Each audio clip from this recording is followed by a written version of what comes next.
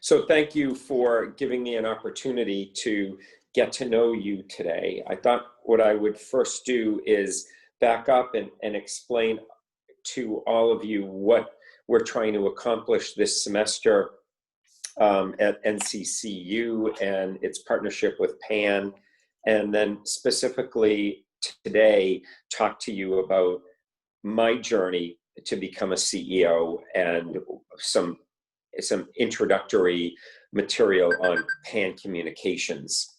So when I started talking with Tiandu and others, Calvin and others at NCCU, the idea was I have been quite vocal that our industry needs to do more to embrace people of color into the profession. And we have not been doing a good job making agencies a place where BIPOC individuals felt comfortable or could see a path to becoming an executive within an agency. So I took a position that said, I think it starts with a CEO being involved and being a part of a community, or at least stepping out and showing others in our industry that I can learn at 60 years old things that I'm not aware of, or put myself in situations that are not as comfortable or as familiar to me. So this semester, I did have quite a few universities interested in partnering with me and with PAN, but I did just choose two. I chose NCCU and NCA&T. And my whole idea was give them an opportunity through two channels. One, a three-part guest lecture series where they could get to know me as a CEO, a leader of a mid-sized independent agency of 175 people in 5 cities, and understand me and my journey to that role. The second roundtable, hear from executives at PAN that are spearheading human resources and client relations to better understand.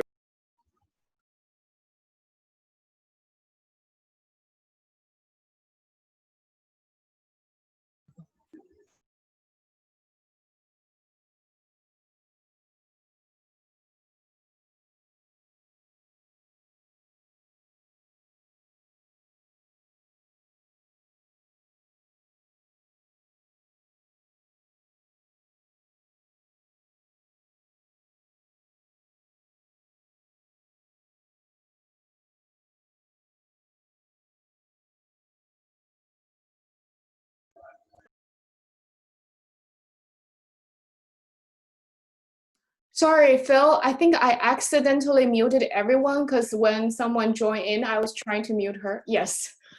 Oh, I'm so sorry. Okay, so we were all muted there for a while. Hello, everyone. So I'm not sure, so I'm still on, I'm not muted. Okay, good. Good.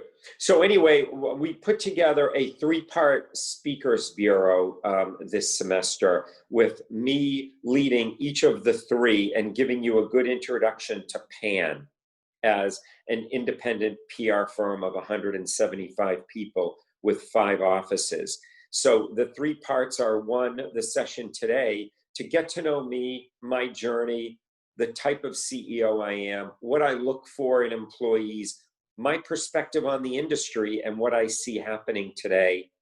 Number 2, hear from our head of client relations and our head of employee relations on how to navigate the world of agency, whether it be a specialist track in client service or an entry-level job you're interested in.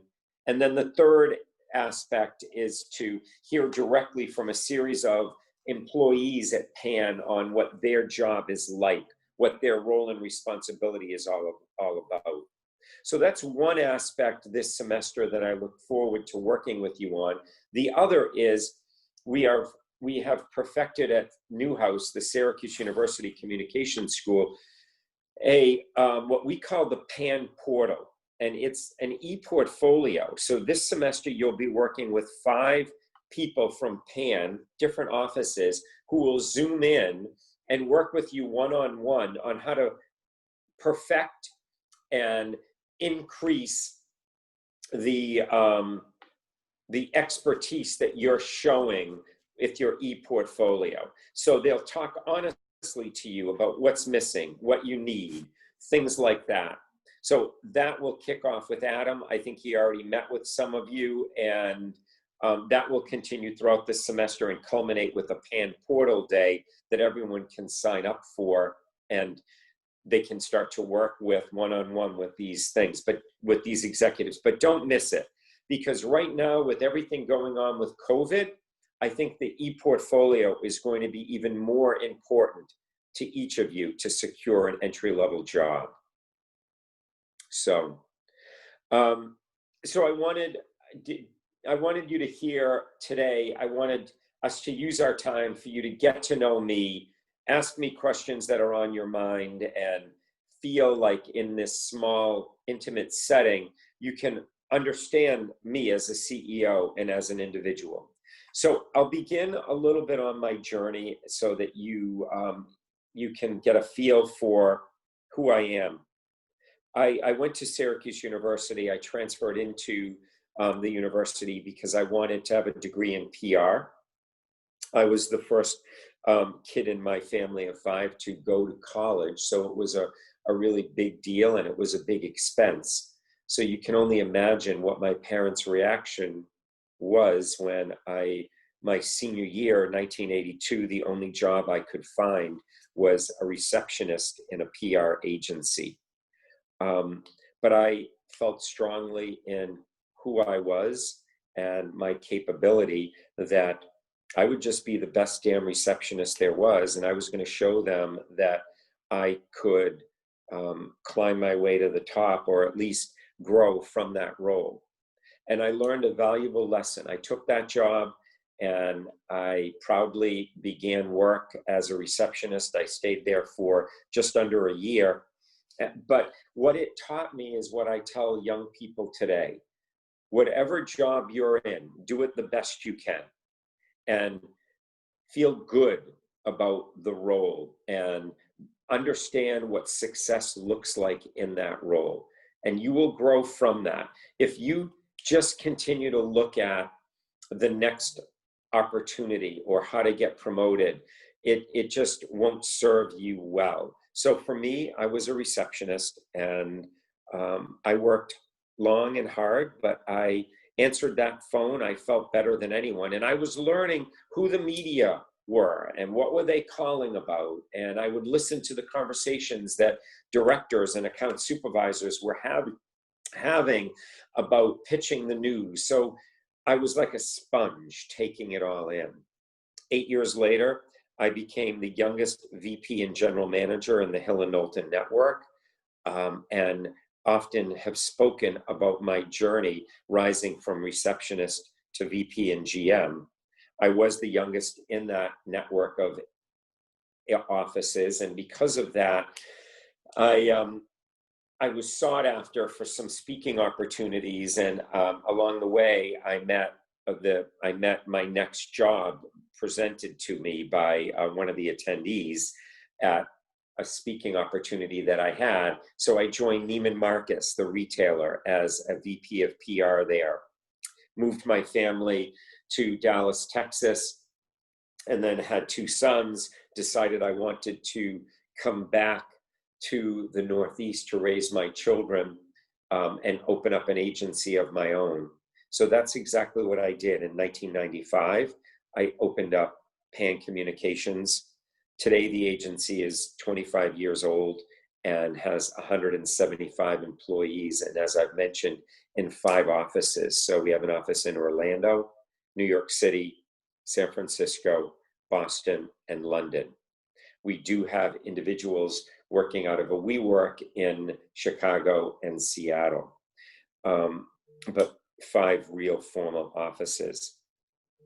And I will tell you that for me, my life in an agency began very much the way I looked at college. I felt I joined a fraternity in college. I was part of the PRSSA, and the camaraderie and passion that I felt in those two organizations is what I wanted to create at Pan, and it's what I did create. So I think that when a lot of people talk about agency life, you have to understand it's the process that each of these agencies have that are unique to them, and it's also that subculture. The what's the culture like in an agency? So for me, in my journey, when I started in an agency, I always had the desire to lead. It was who I was. I knew that I wanted to be a CEO of an agency.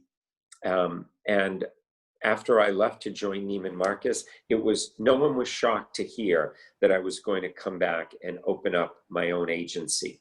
I started the agency independently on my own, and that I started out of my house actually. And when we got to be about 5 employees coming to my house every day, it was a little too much. We moved to an office in right outside of Boston that I could afford. It was a sublease space. And I have to tell you, I never looked back. For me, leading an agency was rewarding and fulfilling all at the same time. I think on a personal note, it was the first time in my life that I felt that I could do what I wanted to do. I had been trying to be the best son I could be, trying to be the best husband I could be, trying to be the best EVP I could be, the best receptionist I could be, the best vice president I could be. And I felt like my identity as an individual was all wrapped up in fulfilling other people's expectations of me. So I would be remiss on this journey if I didn't share with you around that same time, I started to realize that there was more going on in my life and that I could be, for the first time, more in control. And that's when I came out as a gay man. And you can only imagine that here with 2 children, CEO of an agency, I didn't know what that revelation would be like. I didn't know if people would accept that. I knew that I was not like others. I knew that if there were gay individuals that were spearheading agencies, they were not out. I knew that I couldn't keep it a secret any longer.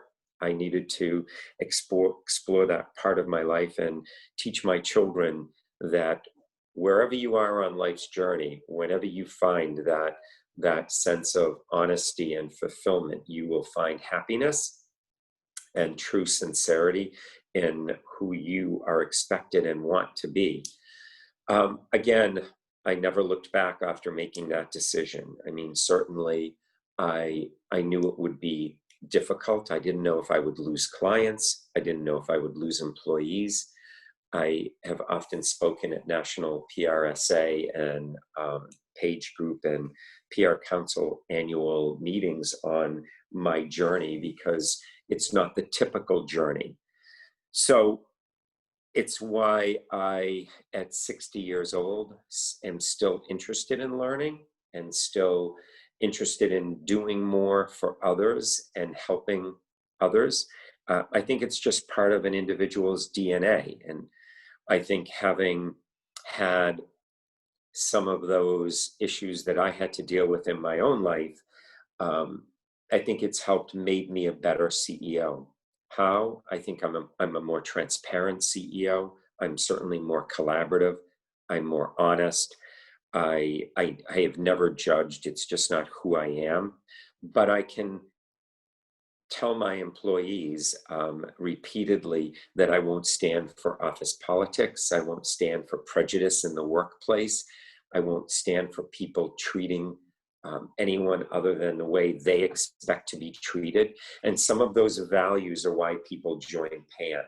I think every agency is different. Every corporate job is different. Nonprofits are all different. They all give individuals a great experience in the world of public relations. But I think what Pan has been able to do is it's embraced a culture that says we work hard, we play hard, we are honest, we inspire, we working hard has inspired in each one of us the desire to help collectively the agency succeed. So I don't care if you're a paid intern at Pan or a vice president in charge of a portfolio, you work collectively, and I respect and components that each of us at these various levels contribute to the organization as a whole. So agency life for me has always been what turns me on. I see some of you nodding that it may be something you're interested in. And I think it's a great place to begin a career and to find success. I think it's there are a lot of things that go on in agency life, and I think right now there are probably three things that are facing our agency and our industry now more than ever. And I would say first and foremost, it's DEI, diversity, equity, and inclusion is by far the biggest issue facing agencies, and I'm going to talk more about that. I would say working from home and its prolonged periods is having a huge impact. And then three, I would say hiring in this virtual environment, everything that goes along with hiring people who have never seen your office. They've never shaken your hand. They've never hugged you. They've never participated in a face-to-face brainstorm. So I'd like to take a minute and talk about each of those three things, because whether you're interested in learning more about me, I come with who I am as a man, as an individual, as a CEO, but I also want to impart on you my perspective on what's going on in our industry. So as Tiando knows, I am a huge advocate for DEI. I have always felt that diversity and inclusion were important. But at Pan, we couldn't just attract diverse candidates without giving them an inclusive environment where they felt welcomed and a part of. Now, as we've moved more towards diversity, equity, and inclusion, I've learned that as a 60-year-old white guy, it's time for me to also learn and step out as a CEO and work with some historically Black colleges and universities to show that Pan may be a place for them, may be a place to begin a career, but certainly it's allowed me to look inside of Pan at my BIPOC population and say, what else do you need? And clearly, we've needed to hire a VP, someone in our leadership level as a person of color, and we've done that. Starting next Monday, we will have our VP of our New York office is a Black man. Actually, he's spearheading an organization in New York City, Black Men in Communications, which I think is also going to be very interesting for him to bring to Pan and teach us about. So I guess my point there is that it takes a number of CEOs, and I hope by me doing a guest lecture series and bringing the Pan portal to 2 historically Black colleges, I can show our industry that let's embrace more. Let's go out of our way. If we kept just me teaching at Syracuse, we would continue to hire people at Pan that looked like me and went to school the way I did. But by stepping out and going to an HBCU, I think what we're doing is embracing and opening up the network. And that makes me very pleased. And I want to learn from you. What brought you to NCCU is different than what brought me to Syracuse, I'm sure. What are your expectations? I don't know. And I hope that through this journey together, we listen to each other, we learn from one another, but bar none, the whole platform of Black Lives Matter and diversity, equity, and inclusion at agencies is the most important issue facing agencies today. I happen to be an advocate for PRSA and Page Society and PR Council looking to collect data right now on how many Black individuals do we have in the organization and how many in leadership roles. And also they're interested in how many women do we have in the organization and how many women do we have in leadership roles. I'm happy with that we're looking to gather that. And many of the CEOs I work with, I have a call today at 1:30 with a group of CEOs. They're like, Phil, you don't have to go out and do guest speaking. Like, why do you do it? You don't have to go out and bring the PAN portal to 2 HBCUs, but I want to. I feel if I can show other CEOs that it's worth my time and effort, I can show my employees, then we're breaking down further barriers, and not everyone at PAN will look the same. Certainly we have Black, brown individuals at PAN, and I'm proud of that. Do we have a number that I think we should, at the level it should be? No. But I think we have to talk honestly about that, because if we create the floor, then we can grow. If we show people today, PAN has 11 BIPOC individuals out of 172. Am I proud of that? No. But in a year, if it's 20, if it's 15 and I've seen the growth, then yes. So suffice it to say that as a leader, I think it's an important issue. And I'm not just saying it, I feel like I'm doing something about it. So I look forward to getting to know all of you on this journey. Working from home, the second issue that I think is facing our industry is enormous. And I am one of these people that mental health is not a bad word. Depression is not a bad word. Anxiety. And when individuals are working in our London office out of a flat this big, or in San Francisco sharing a 2-bedroom apartment with 3 people or 4 people, and working day in and day out in that environment, the days start to blur together. The boundaries are gone. There are little to no boundaries between what used to be 9 to 6. I hear of individuals that wake up at 7:30, 7 o'clock. The first thing they do is jump on email. I have parents that are employed at PAN, put their kids to bed and jump right back on email. So you can only imagine day in and day out what the trauma of that and the impact that has on mental health when gyms aren't open and we're all wearing masks and the world just doesn't look the same any longer. So you throw into that just anything that's happening on our streets and in our communities. There are protests and so much going on that it's impacting all of us and our psyche. So when I talk about working from home, it's really become work at home because that's all we know right now. And it's having a huge impact on people in our industry. The third thing I mentioned at the top of the hour that is impacting our industry is the fact that we're interviewing and hiring people for the first time ever in a virtual environment. This virtual world is precluding people from ever having walked in to see what does PAN's Boston office look like?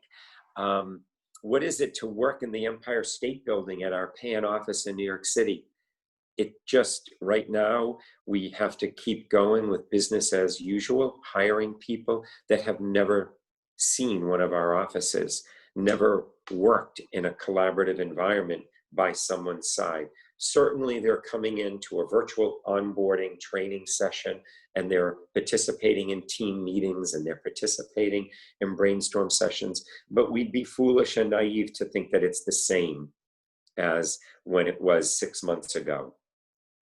So those 3 issues are, in my opinion, the huge that are going on right now in our industry. So the last thing before I take a break and see what's on your mind and enter into a dialogue a little bit is the PAN portal. I know that your professor has given you a good indication of what PAN is hoping to do with each of you during this semester. And I hope that you get to know your PAN collaborative executive one-on-one and utilize their expertise to create a great PAN e-portfolio. But now more than ever, I will tell you that it's imperative that you put work and time into your e-portfolio, because this is going to be your corporate calling card, your introduction to a potential employer. So listen to them when they talk about imagery or fonts or material or content or video or infographics or things that might step you out of your comfort zone, but that they think is needed and necessary. Think about that, because the outcome is during this COVID pandemic, we may be still in this situation come May when you graduate. I hope not, knock on wood. But if we are, you'll be interviewing still and participating in remote opportunities. But they're out there. They're out there. And I think that you have to utilize your network, whether it be Calvin and Tiandu or me or your PAN portal representative. Reach out, get to know them, so that if and when you have a question, you have a desire for them to connect you with someone in their network, they can make that connection for you. So there's been a lot. I feel like I'm talking for 30 minutes. So my background is what it is. You know, I took a journey. All of you are going to take a journey. I went over my own, I got over the hurdles in life that, you know, life threw my way. I'm better because of that, both personally and professionally. I'm fulfilled and I'm happy, and I inspire. I believe I inspire people in my agency. I inspire my family, and all of that pleases me greatly. So you know, I'm happy that I can touch your lives, and we'll see where this journey takes us. So any questions? You can all come off of mute, since we're a small group, and be able to just talk and question each other and learn from one another. Tiando, I think you're controlling the mute. No, everyone can unmute themselves. So I just mute them upon entry. Oh, okay. Thank you. First, thank you so much, Phil, because very rare we see a CEO that wants to talk. Usually we get to talk with the D&I officers, not a CEO. So it's actually a great opportunity, and I'll definitely share the video to all our students. Yeah.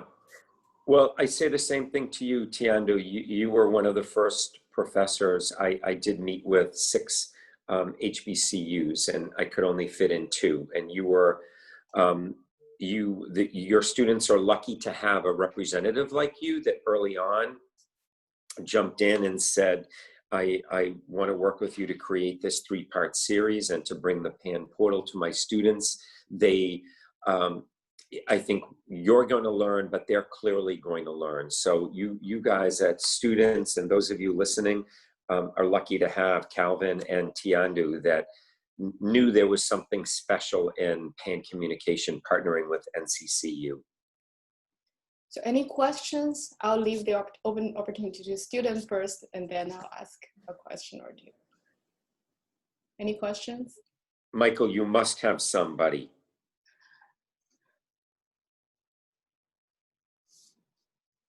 Everyone's on mute. Everyone's on mute. If you are too nervous to say the question, you can type it in the chat box. That's a good point. I'm just trying to think of a question. I think you pretty much like covered everything. Yeah. I'm trying to figure like, should I ask like a specific question, like a general question? No. Yeah. So, Palace, tell me about you. Have you done any internships? I have. This past summer, I interned at McKinney Advertising. Yeah. And this fall, I'm interning at Fullscreen. So it's more marketing internships that I've had, but that's pretty much what I've done. So I'm in the creative department this time. So I'm pretty excited about that. Is your passion more of that creative marketing stuff, or is it PR? I'm interested in PR, but I'm more interested in doing like creative production work. So if it's in a PR agency or a marketing agency or for a corporation and I'm in the Yeah. department, I'm cool with that. I just want to do creative work. That's good. Okay. And agencies now, like Pan, have creative teams. So we Mhm. have a 4-person creative department that does everything from video to infographics to logo design. So we're always doing creative production, and it's something to keep a watchful eye on. And perhaps when I do the next roundtable, I'll make sure that I have someone from our integrated marketing team, because that's where creative sits. So you can learn more about that. Okay, cool. And then Yeah. I guess like a general question about Pan. What have been some of your favorite clients? So Pan, that's a good question, because I didn't mention Pan sits squarely in the world of technology and healthcare. So we, over the years, early on, we had a consumer practice, but it wasn't where we wanted to be as an agency. And I think I learned early on that for Pan to do something well, we needed to focus. So in technology and in healthcare, we are just as comfortable with the emerging technologies as we are the more enterprise established. So the tech clients that you would know would be SAP, Citrix, BMC, clients like that. Oh, And in the emerging technology, they're in the world of artificial intelligence or fintech. So more of the startups, think of that, okay. Palace. So it's Okay. both sides of the spectrum in technology. And it's very rewarding. I mean, most of the people at Pan don't want just one area. They like that we can navigate between the two. Are you interested in going into different areas or just sticking with STEM, basically?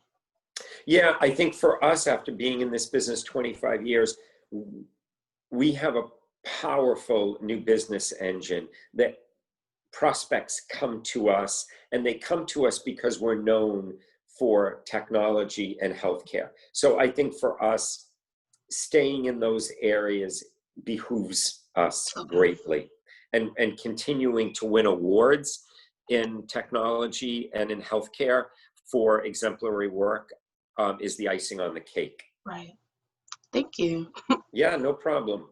I think Palace has been too humble. She actually just is in the process of starting our first student agency for PRSSA. She is the president of PRSSA. So I have a question on her behalf. Is as a CEO, how to run an agency, how to start an agency effectively. Yeah, I think, well, first of all, if I haven't said it, it's listening and knowing that you're not always the smartest person in the room. I learned a long time ago that there's a lot I don't know. There's certainly a lot that I do know. Where I excel, and perhaps you, Palace, is I inspire people. And I knew early on, even as a receptionist, that I was a good leader because I was honest and collaborative and trustworthy.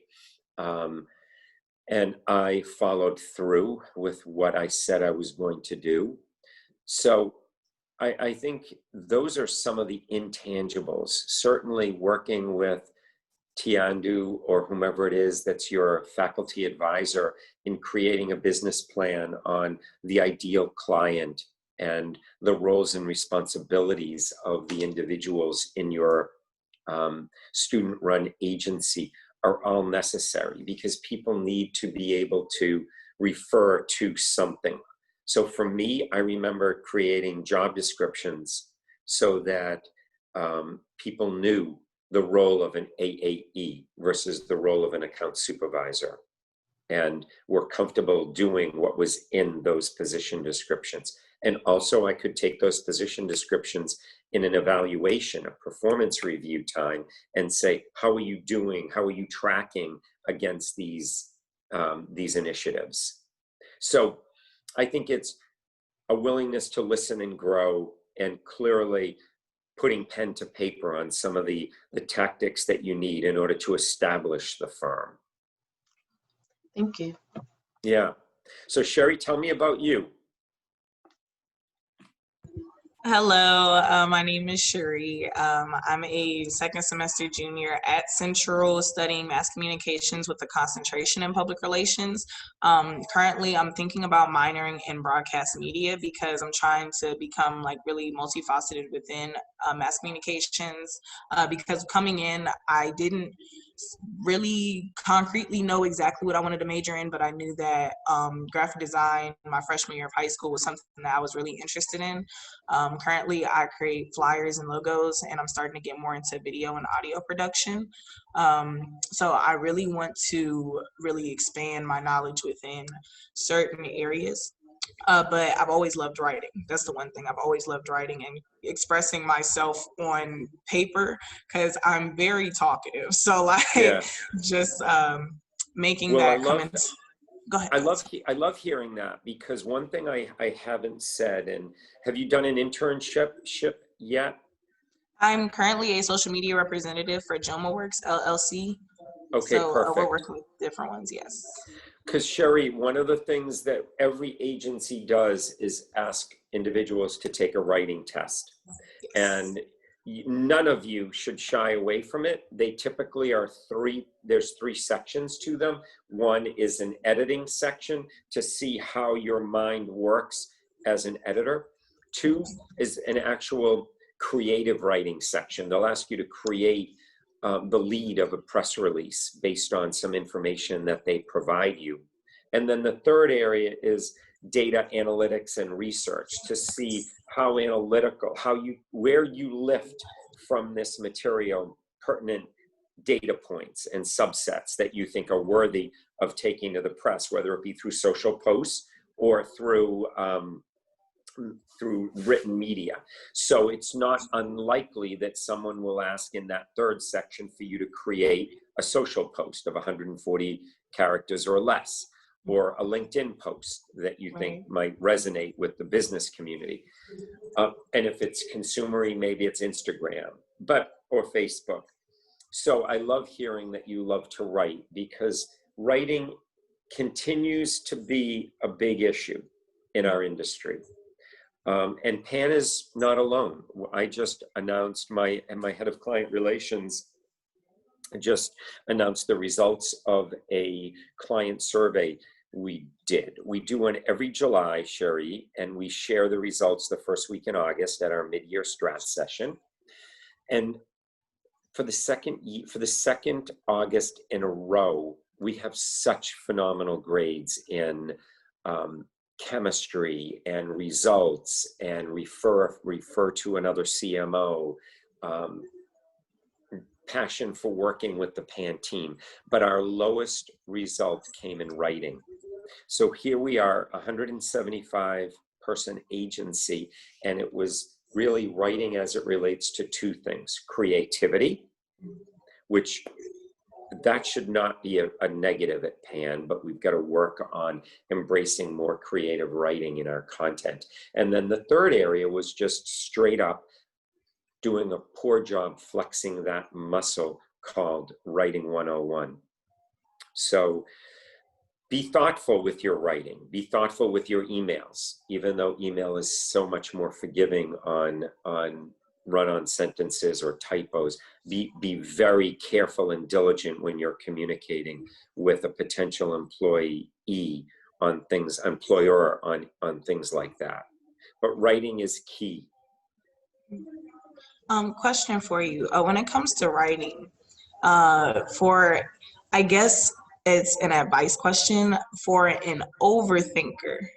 When trying to creatively write, how is it I don't know, like I'm trying to kind of word the question, like, because I'm a really big overthinker, but when it comes to creative writing, I don't want to do too much to where it's like,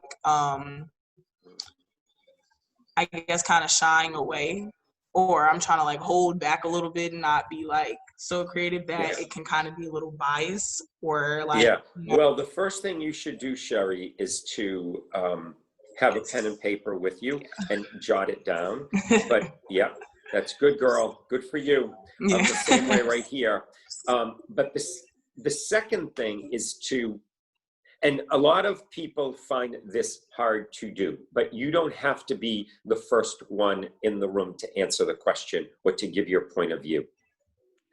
Holding back can be a gift. Okay. Now, that doesn't mean if we're doing a Zoom call like this, I want you to be forward thinking, and because you have an hour to get to know me in September, October, November. So whether you're interested in joining PAN or interested in partnering with me to learn more about my network, you have to be more communicative. So you have to say, Phil, before you leave, I have a question. And it's Cherie again. That's, like you have to be visible. So that is a difference between working in this virtual environment than being in an office. I still have VPs that I say to them, honey, you don't need to be the first one to answer the question, chill out. Because what happens if people like you and I that are so passionate and so garrulous, it may taint what other people in the room are thinking. So hold back. And the reason why number one is have a paper and pen, capture that idea. Because if Matthew doesn't mention the idea, it's your turn to mention it. But if Matthew does, it's good to say, hey, Matthew, or Phil, I want to go off of something Matthew said. I was thinking this. And that type of, as you process some of that, you'll get more comfortable with still having your voice heard, but not being the loudest one in the room. Great. Thank you. Oh, you got it. Matthew, so I've got your name twice there. So tell me about you and what's on your mind. So once again, my name is Matthew. I have not done any internships yet. This semester I was working on one actually. The direction I want to go is kind of awkward because I started off in school for healthcare administration and then wound up changing over to PR, or mass communication concentration PR. And I decided to go that route because I found out that I'm a great talker and I'm just a person all around, love to hear about great things that's going on in the community, society, and building people up and building business up as well. The direction of the healthcare field and me and PR are related because that's the direction I want to go. I figure, if I can't make it to the CEO or CFO of a hospital, why not make my direction towards somewhere dealing with, I guess putting the word out there about healthcare, Absolutely. what they offer, what they do. It's still a large field. Yeah. And it's kind of why I haven't got an internship yet, because I wanted to go towards that direction and not just choose any internship that won't gonna broaden me up in that horizon. So Matthew, my first reaction would be that I love that you have that passion, and I am not a CEO that says don't stay focused. If you have a focus that you're passionate about called healthcare, and you took us back to when you first went to NCCU, that it was for healthcare administration, you will do so well and flex your passionate muscle as well as your professional muscle if you can join an agency like a PAN that has a healthcare practice. We hire paid interns, AAEs, account coordinators that say, I don't know everything about healthcare, so it's not like day one, I'm gonna all of a sudden get the greatest results for your clients, but it's where I'm passionate and it's where I want to build a career. And knowing that and making your e-portfolio position towards that is fantastic. Yes, sir. Thanks, sir. And you know what else it does, Matthew? It separates you from others. Because there is nothing wrong. Let's say Cherie is a generalist. There is nothing wrong with going to the same HR person and saying, I'm a generalist, I happen to love writing and I'm damn good at it. And quite frankly, I may be better than anyone else at that. That's how confident she needs to be about that. But what you're gonna come in and say is, I can be a generalist, but really why I'm here and why your agency resonates with me is because I love healthcare. And that's one of your two practice areas. Yes, sir. I guess my other question would be, where should I I mean, I'm not gonna say I'm in a scramble right now, but I mean, what direction should I head with the whole field that I'm looking for, or the whole, I guess, healthcare situation? Yeah. I know I'm not gonna say it's scarce, but I guess for me beginning out. Well, for me, Matthew, I think what, as I said, one, stay focused in healthcare and make sure your e-portfolio shows your interest and anything and everything you've done in that area. And then two, I would go after agencies that focus in the world of healthcare. And there are many. And once you start searching that, you'll see PAN will come up amongst many other agencies, and reaching out and making sure that those agencies know your desire to grow in PR and healthcare. Yes, sir. Thank you, sir. Yeah, no problem. So hold on, there's a new face that I haven't seen. Chelsea, how are you doing? Good. How are you? Good. Good. So tell me about yourself, and then lead into any question on your mind. Yeah, I'm a senior mass communications major with a concentration in public relations. I recently just did the PR Council Agency Ready program. Pan was a part of that. I think I remember Darlene, she led a talk about agency sectors. Yep. So that was really informative. Actually, I just got an internship based off of completing that program. So I'm working on that right now too. Good for you. Thank you. That's great. Thank you. Where is it? Who's it with? It's an independent agency, so it's she's based out of Alabama. So I'm just helping her put together her social media marketing plan, and then pitching and reaching out and trying to get comfortable with that. And you know what, Chelsea, you may not, for your first full-time job, want to go to a small boutique like that, but having that experience in your e-portfolio and showing the work that you're doing for her in social posts and navigating the social sphere is going to help markedly. Thank you. Actually, I had a question. I know with everything going on, how do you feel about the trajectory of public relations? Like, is it a stable sector, or is there some sectors I should avoid? Yeah, I think it's an awesome time. I think that brands are relying now more than ever on public relations practitioners. I do believe, like the world, in March, April, May, PR was hit by the COVID pandemic. And then in May and June, we were hit by the racism pandemic. And those two things rocked our world. But what I've seen in August, September, is a resurgence to clients saying, help me now with creating a DEI strategy. Help me now with a better employee communications program. Help me now reestablish my brand, because the economy, the stock market is opening up, and I want to get the word out about either my products, my CEO, what my company is doing. I can't tell you the amount of prospects knocking on Pan's door since August to come in and start to work with us. So I'm very bullish on the PR industry. I believe we all had a little bit of a setback based on the things that I just mentioned, but I think it's alive and well. And I know it's going to be difficult, Chelsea, for someone like you to apply, interview, and secure a job amongst this pandemic called coronavirus, but you'll do it. And you'll have people like me help you navigate, help you network. But I believe there will be jobs, because I believe this industry is being sought out. And I see it, I feel it. Thank you. Thank you so much for attending the series and for your time. Oh yeah, my pleasure. I think it looks like, anybody else have a question there?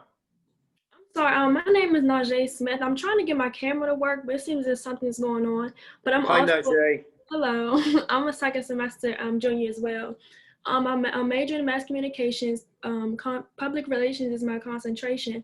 But when I transferred over to mass communications, I wasn't really sure about which direction I wanted to go. So my question Okay. to you is, I came in a little late, so I'm not sure if you answered this already, but Don't I worry. want to know, how did you go about choosing public relations and making this a career for you? Yeah. I didn't answer. I didn't address that. So when I graduated, I went to Villanova University on a scholarship, and it was going to be a great liberal arts experience for me. I had heard a gentleman speak. I would go to those things like you're at today, Mm-hmm. but we did it in an auditorium, and I heard this guy speak talking about public relations, and I'm like, what the heck? I didn't even know this existed. I didn't even know what it was. So I went up to him and I just said, where'd you go to school? Who are you? What are you all about? And then I started to do research, and I transferred to Syracuse University because they had a really strong PR department. As you know, I'm an adjunct there for the past 18 or 20 years. So what goes around comes around. But I learned about the PR field. I jumped right into it with both feet as a major, and I joined, like what Palace is doing. I joined the student-run agency at Syracuse, and I started to do some internships, and I knew it was an industry for me. A little bit like Matthew, because I like to talk, I like to debate, I like to collaborate. A little bit more like Chelsea, that I like to write, and I'm passionate about that. And or I guess it was Cherie that likes to write. But so for the most part, I felt like it was the right field for me. And then, wouldn't you know it, just my luck, 1982, there were no jobs, and I ended up getting a job as a receptionist, Najee, in a PR firm. And I stayed there for just under a year. I stayed there for many years, but in that role. And then 8 years later became the VP and GM of that office. And I'm proud to say I was the youngest VP at Hill and Knowlton. So, for me, it was a field I loved, but I was willing to start wherever they needed me. And where they needed me was as an executive assistant and as a receptionist. But I kept telling everyone, I'm going to be the best damn receptionist there is. No one's going to answer that phone better than me. Okay. So, yeah. Okay, thank you. Because I don't know, it's just like coming, I understand that I'm about to graduate soon. I didn't want to, I hate being at like a burden, like at like a standstill of what am I going to do when I get out of school? And it's just like, I don't know. I know I want to do something in the field of mass communications, but I'm not sure of the direction that I really want to go yet. Right. Well, and my counsel to you would be continue to stay open-minded.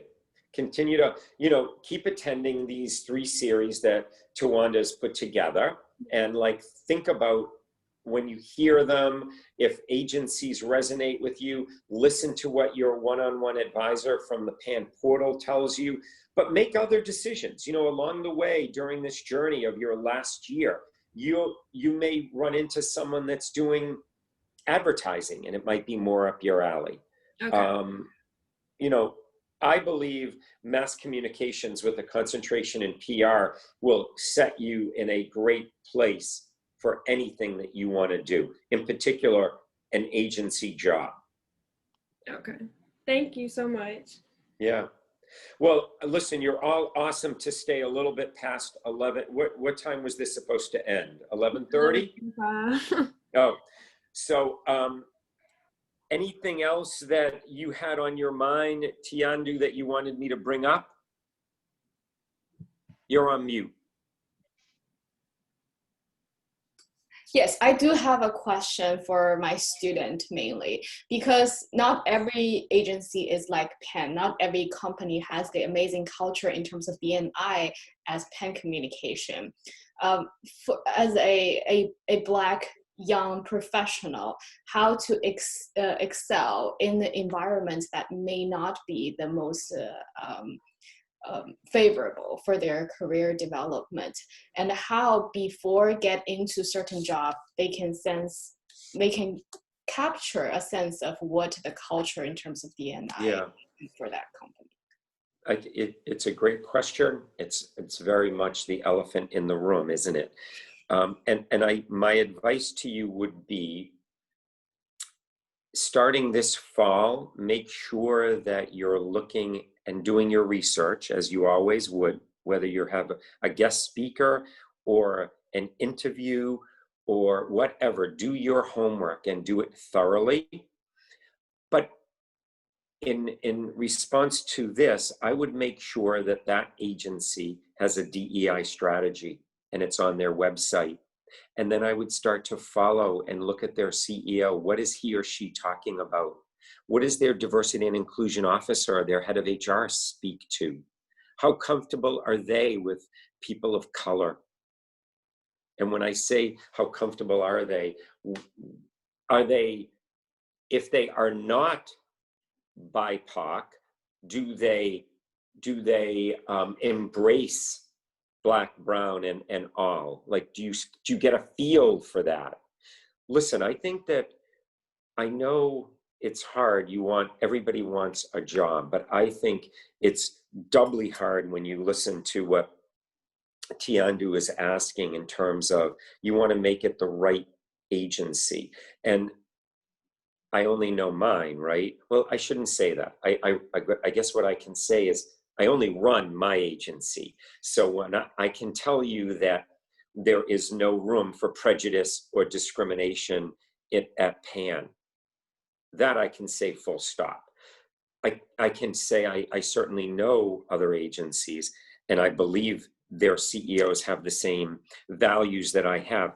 Where are they on their DEI journey? I don't know. You can help in the next 6 months uncover that as you talk to and look into agencies.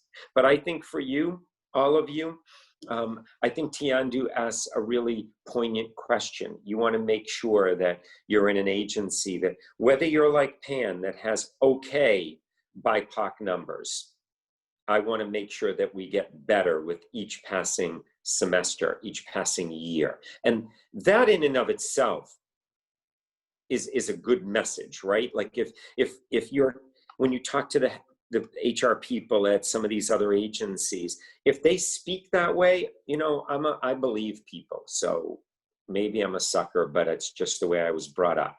If they say they're trying to get better at something and they want to make a more concerted effort, I believe that, but then hold their feet to the fire. Listen, when George Floyd was murdered in May, I had a reaction to that, but I knew it was not the reaction of the Black individuals that were employed at PAN. So I went outside of my brownstone. I just got a chill thinking about it. I took my phone. I called 4 Black individuals and said, "How are you feeling? What are you thinking? Talk to me." This is something that I'm not aware of and used to. Now, my husband and I did march that Sunday in a very peaceful protest. We left before it got crappy and chaotic and destructive. But the peaceful part was that. It was peaceful, it was meaningful. I'm older than all of you, and we grew up in a world where to be an activist was a negative term, right? And now we're learning that to have a voice in a peaceful protest is healthy and inspiring. We need to do more of that. Hi, Matthew, you just linked in with me. You're a good guy. I just saw that come up. And all of you should do the same thing. You're welcome to. But anyway, I think that it's a journey that we're on, right? And there's a lot happening in the months ahead. So be aware of it. And it's okay to ask those difficult questions. Thank you. Thank you so much. You're welcome. You're free to link in with me, email me. My email is pnardone, PNARDONE, @pancom, PANCOMM.com. I'll be back next month with section 2 of this roundtable series, where I will bring in client relations heads and HR heads and a marketing head, where we can talk about those roles, and I'll navigate a roundtable discussion. And please invite your friends to join us and ask some good questions and get exposure to these 3 tremendous leaders. And then the month following, I'll bring in people within all different levels. It's a great opportunity. Definitely stay tuned. Yeah. Can you restate your email, or Dr. John, can you email it to us, please? Sure, she just sent it. Oh, okay. So there you go. I have a meeting, so I have to go prep for it. Thank you all very much. This was great. Chelsea, thank you. I got your LinkedIn invite. See y'all later. Bye-bye. Thank you. Bye-bye.